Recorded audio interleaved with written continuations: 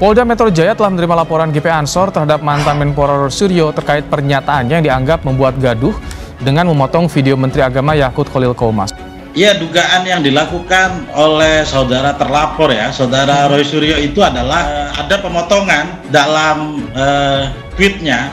Dia hanya sepenggal, hanya bagian belakang, berarti kan dia nggak tahu teksnya, berarti kan nggak seutuhnya gitu. Kalau dia dari sempurna dari awal sampai akhir, baru benar. Ini kan dia dari ujung aja. Baik. Apa itu kalau nggak dugaannya fitnah begitu? Saya bukan orang yang kemarin sore yang dalam hal video-videoan ini ya. Harus ngerti teknik yang namanya editing itu seperti apa. Editing itu kalau memotong di depan atau memotong di belakang, di tengah-tengahnya tidak ada yang terpotong, apalagi tidak ada yang tidak ada yang di insert atau di dubbing. Itu iya dipotong nggak masalah. Nah, video panjangnya Anda tahu nggak berapa menit? Kalimatnya menjadi berbeda, Pak Suryo. Enggak, kalimatnya tidak ada yang berbeda. Jadi yang kalian harus pahami, sumber gaduh bukan di pernyataan Gus Menteri. Sumber gaduh adalah di musuh-musuh politik Gus Menteri yang menggoreng dan memelintir pernyataan Gus Menteri sampai akhirnya kalian semua ikut marah. Supaya kalian paham bahwa semua ini politik. Yang mereka sasar itu bukan Gus Yakut, yang mereka sasar itu Jokowi. Lihat saja berita hari ini, 212 sudah mengancam akan melengsarkan Jokowi jika tidak pecat Gus Yakut. Jadi bullshit lah semua, mereka tidak pernah peduli sama azan. Yang mereka inginkan adalah melengsarkan Jokowi. Yang sayangnya Gus Menteri memberikan amunisi. GP Ansor memandang ada framing kalimat yang dipelintir di mana atensi Menteri Agama fokus pada aturan pemakaian pengeras suara masjid maksimal 100 desibel saja. Video panjang yang disampaikan oleh Menteri Agama ketika dilakukan itu ada melakukan percontohan yang tidak apple to apple antara suara-suara dari masjid ya, suara-suara dari musola ya. Itu kan menyamakan, mana ada.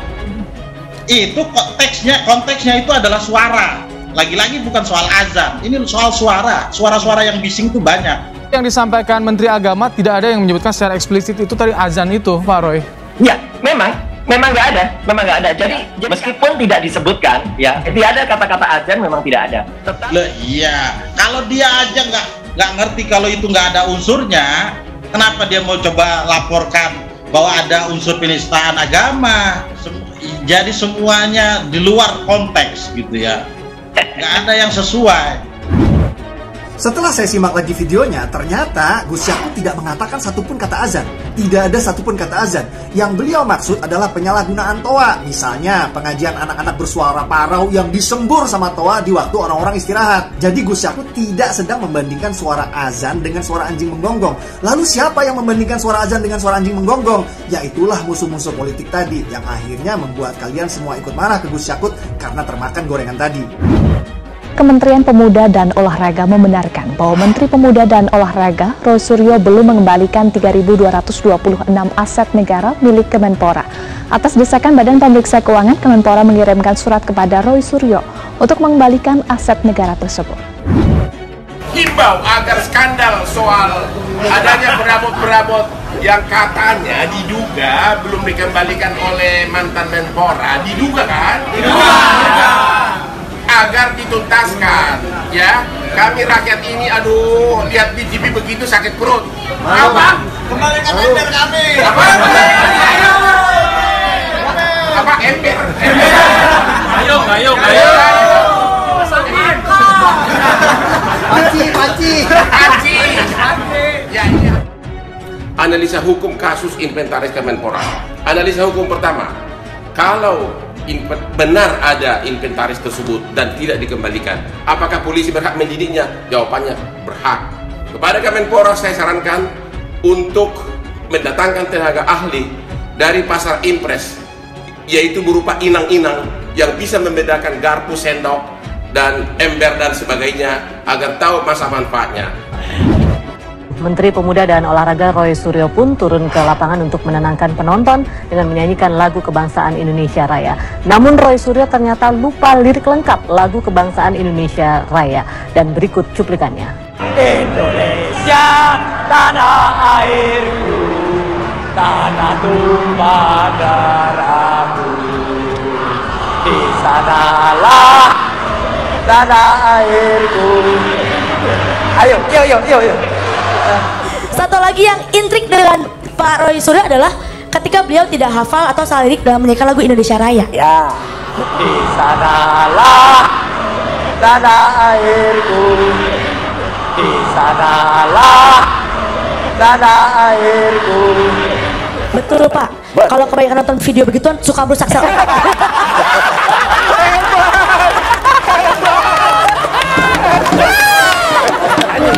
Nggak apa-apa, silakan saja. Polda Metro Jaya sekarang sudah menerima, nggak apa-apa. Kita tunggu saja, ya artinya prosesnya dan tinggal saja nanti bisa terbukti atau tidak. Saya mau tanya nih sama saudara Roy nih yang kami laporkan nih, terlapor dari kami nih.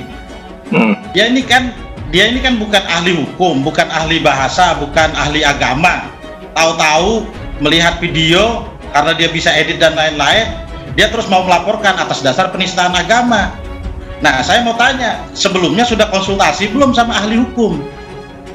Ahli hukumnya ada. Saya memang bukan ahli hukum, ahli agama. Saya ahli telematika. Bukan, saya tanya ketika melaporkan itu sudah berbicara belum dengan ahli hukumnya?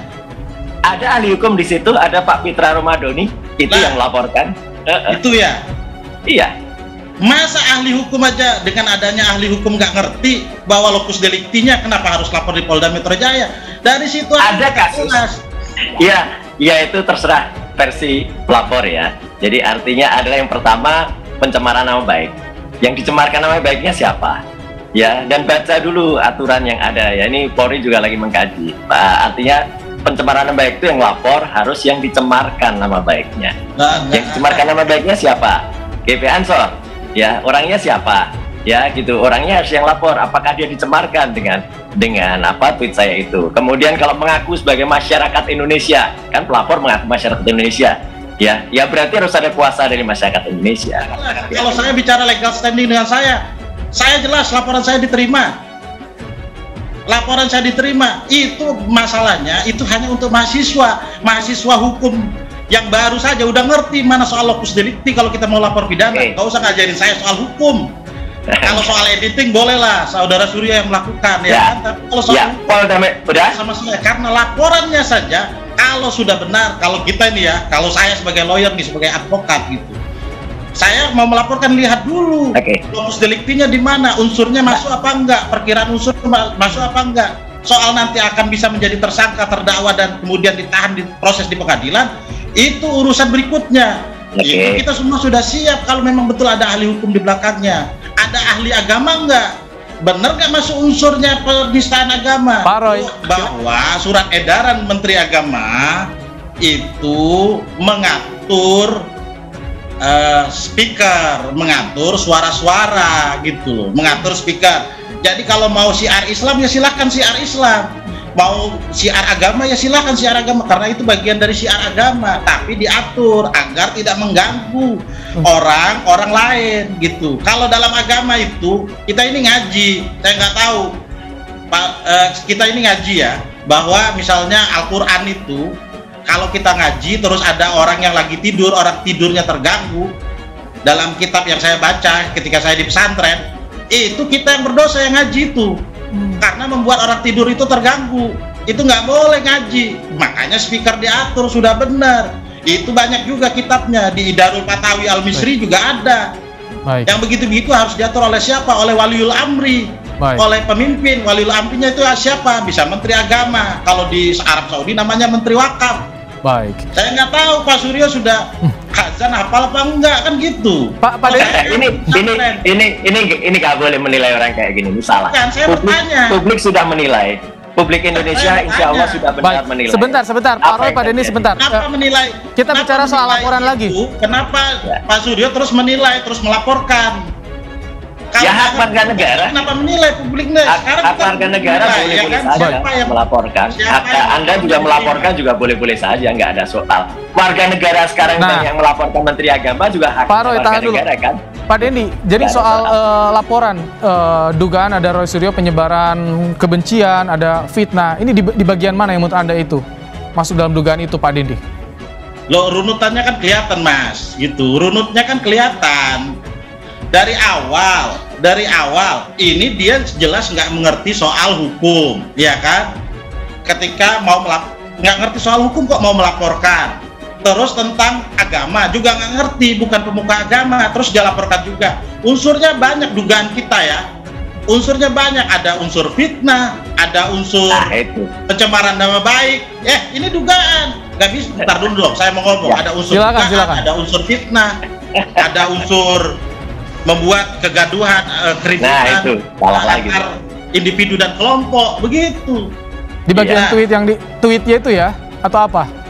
Iya, penggalan dalam tweetnya itu, ngambil di posisi paling belakang, dan itu salah lagi nih dari konteks. Loh, kita ada semua. Loh iya, yang paling belakang itu ada juga. Yang paling belakang itu kalimatnya itu ini di tengah-tengah. Anjing. Baik, coba kita dengar. Kita dengar.